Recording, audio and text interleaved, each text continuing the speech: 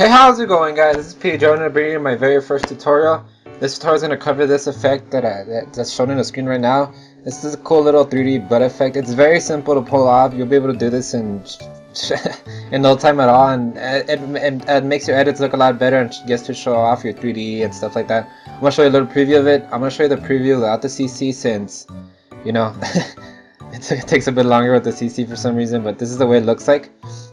And yeah, we're gonna show you how to pull off this effect. It's actually very simple, and you'll be able to do this in just a little bit of practice if you don't know how to use the program or anything. But this is how we do it. So we're gonna start a new comp. I already made the new composition.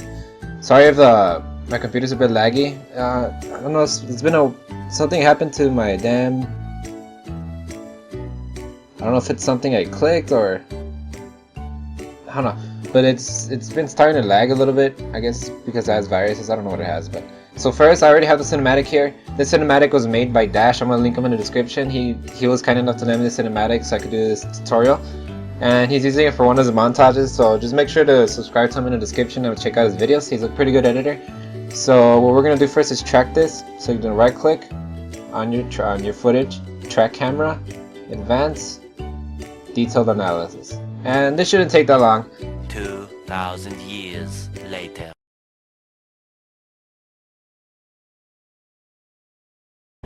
Alrighty guys, it's done already after it's like so long. But this is a way your track will look after you track it with the 3D camera tracker. All you have to do is set a null where you want your 3D to be. So I want it to be on this soldier, so I'm gonna set a null on this guy. So probably around there. I'm gonna create a null on camera. So now you're gonna get your text tool and you're gonna just put plus 100, plus 100. With any text form, I gotta find the one I used. I don't even know which one I used.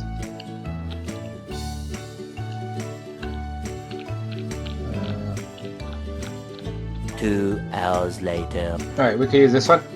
So once you have that, you're gonna go layer, new, solid, 3D. Just call it whatever. Make comp size, okay. You're gonna go to effect. Oh, click on your layer. Effect, video copilot element. You could hide your 100, so just hide it. Go to your 3D. Now you're gonna go to custom layers. You're gonna set your plus 100. So plus 100. Close that up. Scene setup. Click extrude, and we have a plus 100.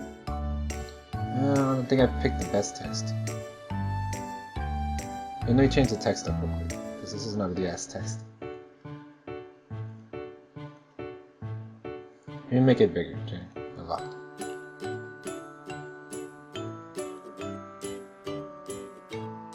Yeah, pick some grunty type one. I don't know why, but yeah, let me change it up real quick. Yeah, living hell, what the hell? Meanwhile. Oh man, what the fuck? God! Come on, you're. Oh my God! Oh! God! Yeah, let's use this one. It should update automatically. So that's our text, and if we go through it, I need to switch the quality because it's already tracked. So now you have to do is just position it to your null. So track null position, go to your 3D, group 1, particle look, replicator. Position, and just copy each position and copy it to its corresponding location. How do you say that? So you're gonna just Control C, Control V on each one, and it should be on your null. So now all you have to do is just position it. You should be able to move it from here. So just position it, rotation, just a little bit up. And if you go through it, it's tracked. So now we're just gonna make it a bit bigger. Particle look, particle size, probably 25. No, 15. Yeah, 15 will work. And we're gonna half. So now we're gonna go to scene setup. We're gonna make this a bit. We're gonna extrude it a bit more. So you're gonna go to click on your bevel 1, extrude, and just make it a bit longer. And then go to your presets. Now this is where you're gonna need pro shaders and the motion design packs. You can find these off YouTube. Just search how to get motion design for Element 3D or pro shaders for Element 3D, and you should be able to find them pretty good.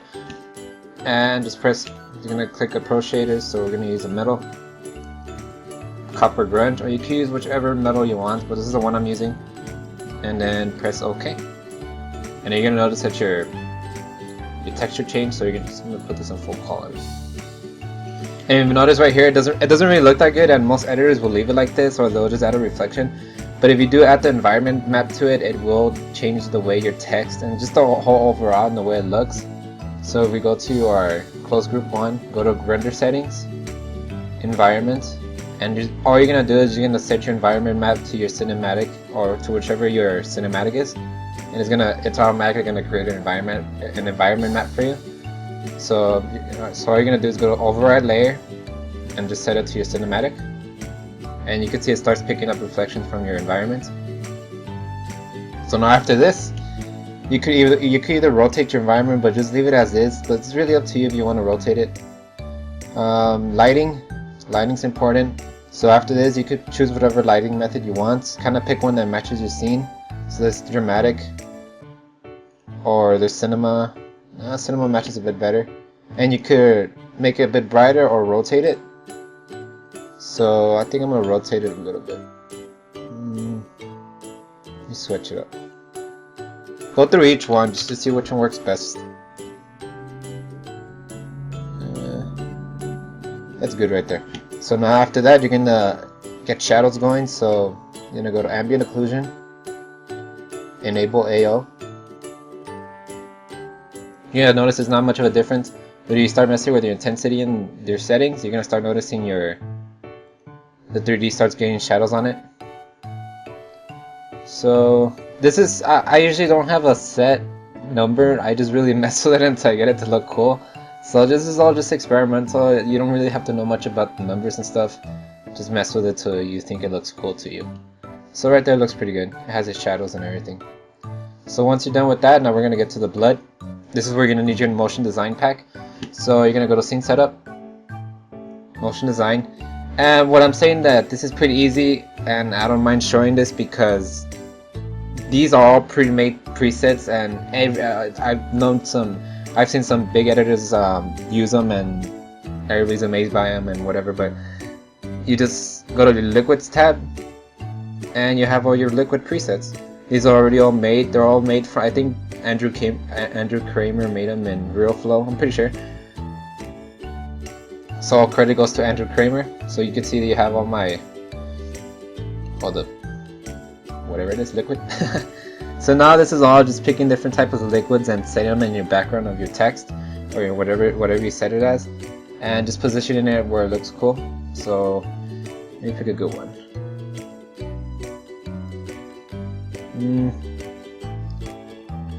Like this one, let's try, no, that's not.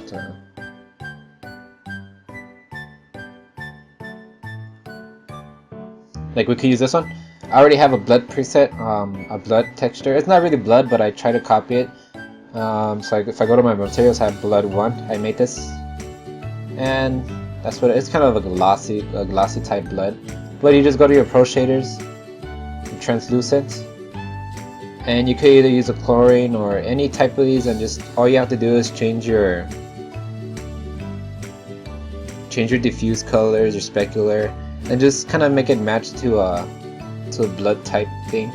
And once you put it into your environment, it'll look like blood. So we're gonna set this to group 2, so it's not gonna come out. So group 2, okay. And you're gonna notice the blood's there already. So now after this, all you have to do is position it.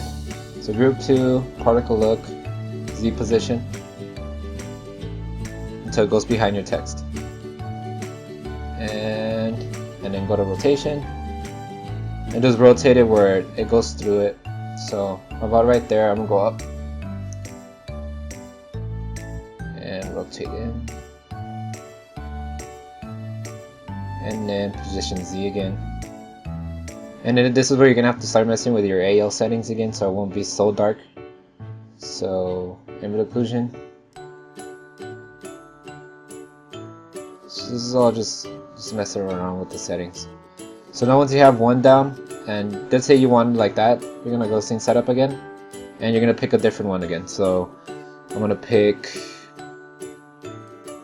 Is it the same one? Yeah, it's the same one. Let's see, let's pick... Okay, pick this one, and then just set this to group 3. So every time you get a new model, you're gonna have to keep changing the groups. There's only 5 groups, so you can go up to 5. And just re-put your material. That's okay, and you're gonna notice it comes out again. So just close group 2, open up group 3, particle replicator, and just bring it back. And this is all just basically messing with it and just seeing what works best for you and what looks best for you, and just getting it to the point where you want it to be. So A few moments later. so like that right there, that really looks pretty good. It's not the exact same copy as this one, but we're gonna get to the CC work right now. So let's say you have it where you want it, and you put your particles and stuff. I already have my particles set on this one, but I'll go through particles in a different tutorial. So all you have to do is CC it. So let's say you already have your flare, you have your particles and all that. So after that, you can still mess with your settings here. So just stylized, cinematic. Yeah, that one works best. Rotate environments. I'll probably want to rotate it to get more reflections on the blood and stuff. Okay. All you have to do is highlight all your layers, layer, pre-compose. Just name it whatever you want to name it. Alright, once you got it on your pre-composed layer, this is where you're going to start doing your CC work. I'm just going to show you what CCs I used for this one. So I'm going to copy my CC layer and paste it. And that's going to be that's my CC right there. And then with the flare, it'll brighten it up a bit, so I'll just copy the flare from the first comp. Control C, Control V. And if you have the flare, I'll brighten it up just a bit.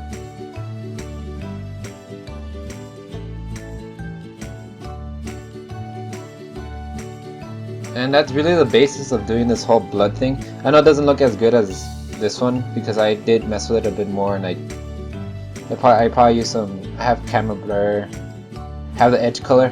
I just used warp chroma and just made a mask around it and just messed around with it where it looked pretty cool. So if I'll just copy this one and paste it to my CC, I'll add that cool little effect right there. And that's about it, guys. This is just the basis of doing the blood work. I would go more into depth, but this is all just really messing around with and just getting it to the way you want it to look. And I hope you guys learned a few things from this quick tutorial. I know it was all over the place, but hopefully my next tutorials will be a lot better. And thanks, guys. Whoa. Yeah.